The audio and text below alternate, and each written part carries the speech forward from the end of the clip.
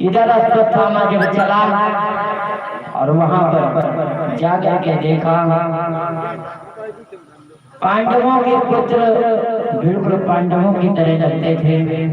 आज अश्वत्थामा ने तलवारों को उठा करके उन 5 बेटों के शीश काट लिए और शीश काट करके ले जाकर के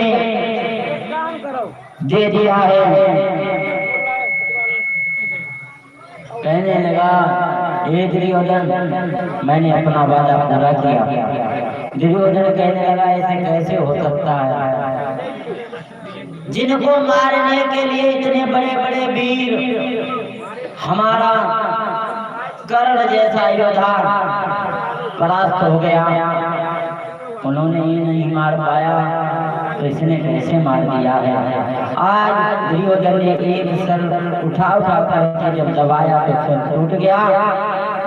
समझ गया दुर्योधन तूने ये गलत कर दिया, तूने पांडवों के सर नहीं लेकिन उनके बच्चों के सर काट करके ले आया है। आज दुर्योधन फक के रोने लगा, कहने लगा हे अश्वत्थामा, ये उम्मीद नहीं थी तुमसे कि तुमने क्या किया। महाराज ध्यान रहे, इधर जब सुबह होती है द्रौपदी ने देखा है 5 पुत्रों को जब देखा है तो महाराज बताते हैं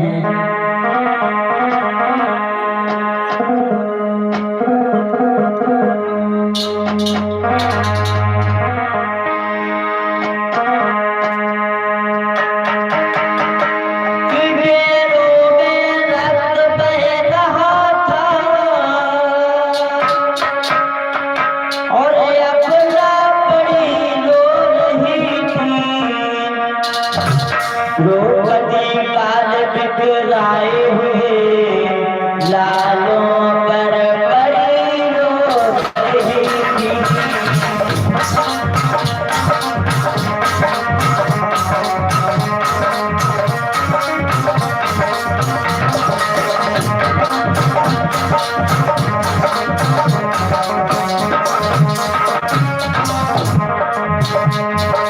आज द्रौपदी फक रोने लगे और कहने लगी हे प्रभु,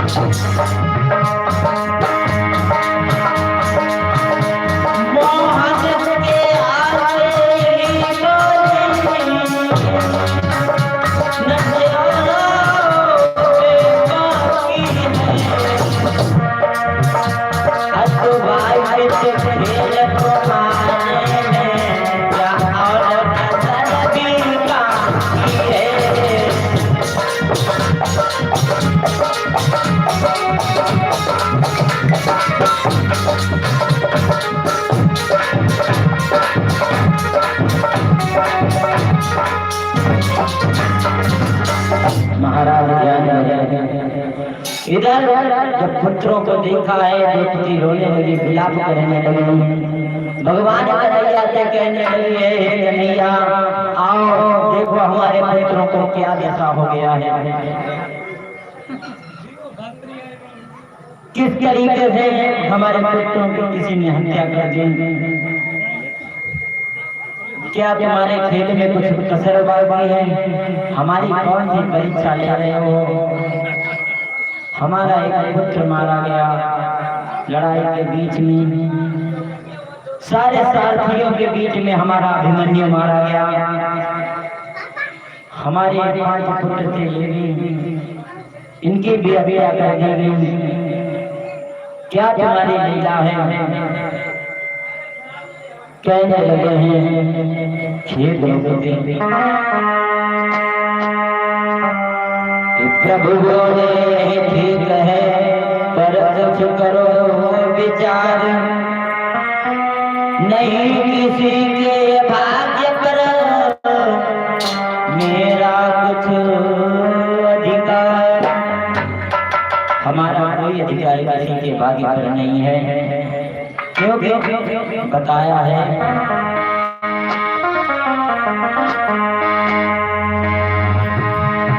कि कर्म प्रधान भी करती दाता, जो करे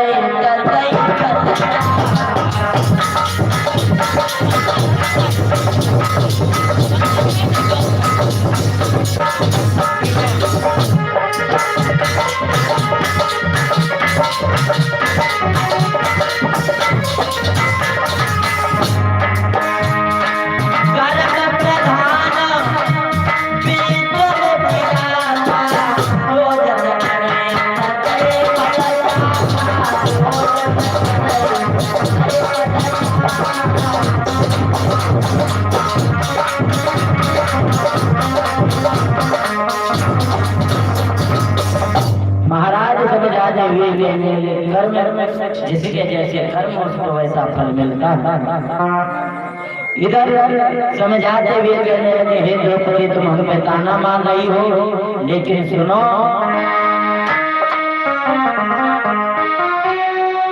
मान लो को पांडव ही और तेरों से अलग न हुई जाते, तो अभी बाप बेटे तारे दो टुकड़े पड़े।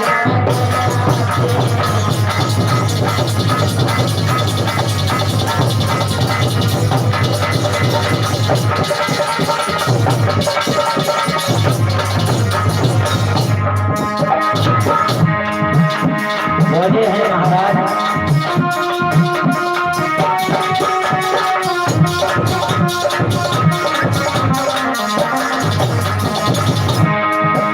मान लो आज वो पांडव ही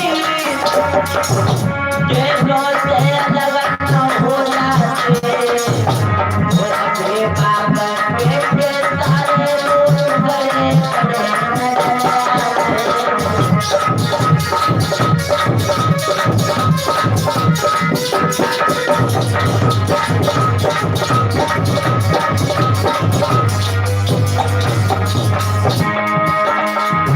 मैं जितना वचन दे चुका हूँ अंतिम चढ़े हुए निभाऊंगा, सबका बलिदान चढ़ा करके धर्म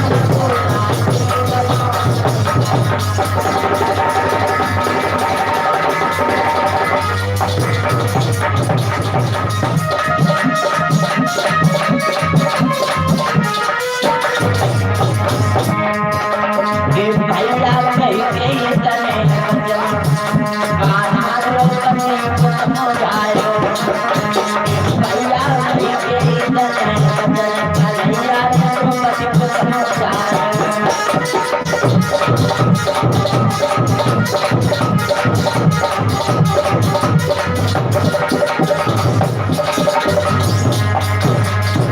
महाराज समझाते हुए कहने लगे, हे कन्हैया तुम हम पे इतना नाराज हो रही हो, इतना क्रोधित हो रही हो, अगर मान लो मैं इन पांडवों को अलग नहीं ले जाता, इसी डेरे में सुलाता, तो अभी ये पांचों पांडव एक भी नहीं बचता और पुत्र भी सारे मारे जाते हैं। क्योंकि सोया हुआ पुरुष और मरे पुरुष में कोई फर्क नहीं होता।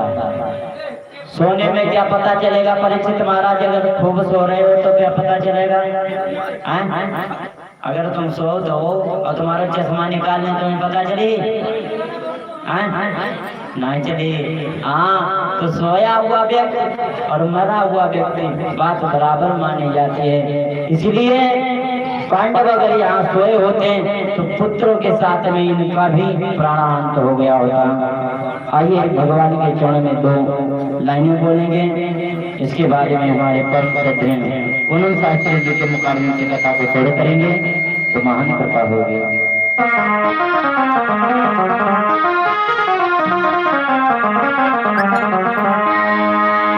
आई सभी माताएं बहनें बोलेंगी, भोले बाबा के चरणों में चलते हुए कहने लगे, जब सावन मास आता है तो एक गाना है, सभी माताएं बहनें तुम्हें याद दिलवा दें, वो गाना खूब गावो करे, पता कौन सो शिवा भैया बोलेंगे मिल करके कि खाली मिट्टी के बना लो भोलेनाथ, चढ़ा दो जल लोटा से।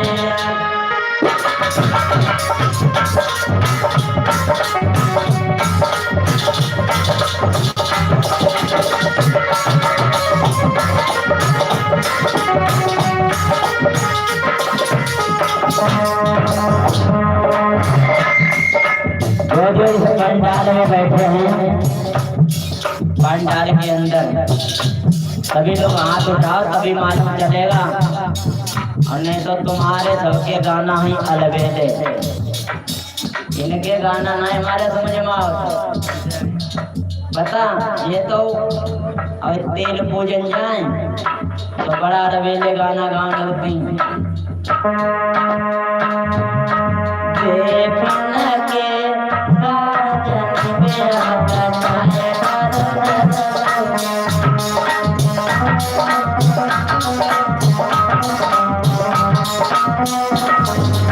इसलिए जो भी पंडाल के अंदर भक्त बैठे हैं ऊंचे एक बार हाथ उठाओ उठाओ, बोलिए शंकर भगवान की, वृंदावन बिहारी लाल की, बोले सभी भक्त मीठी मीठी तालियों के साथ में, काली मिट्टी के बना लो गौरी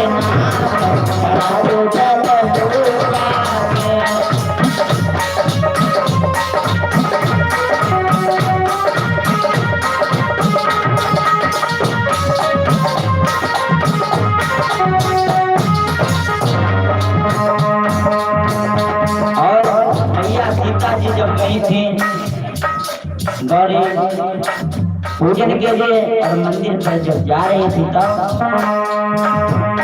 अरे पहले दुनिया जगत जय सीता जी ने वर मांगा,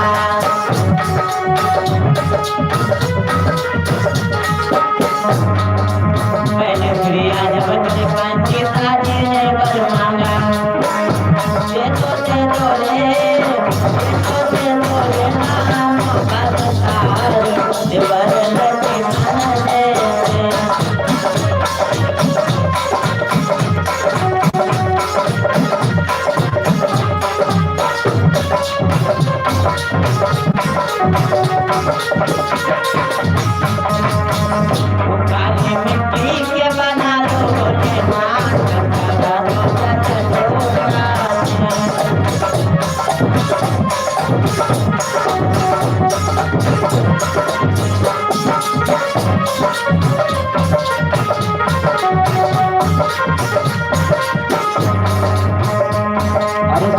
चिड़िया जब चढ़ सीता जी ने वर मांगा,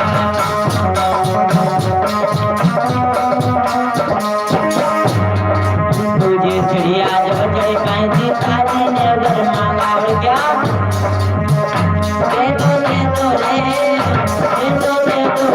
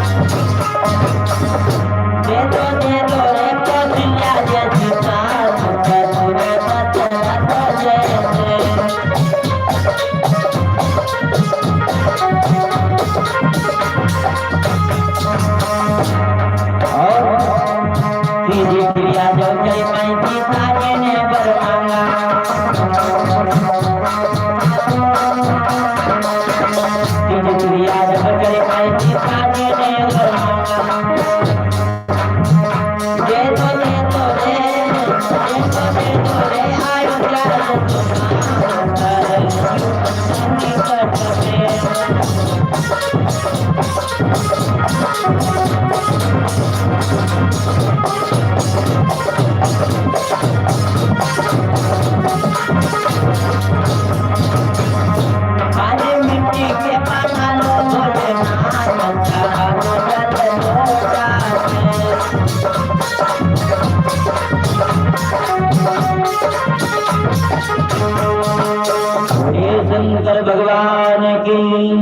हनुमंत लाल की, सच्चिदानंद भगवान की।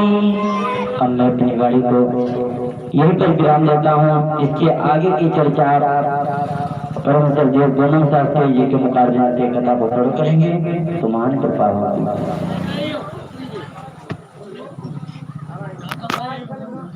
हम लाइव चला ही रहे थे चैनल पर चल लो स्टूडियो पर बढ़िया उन्नति हुई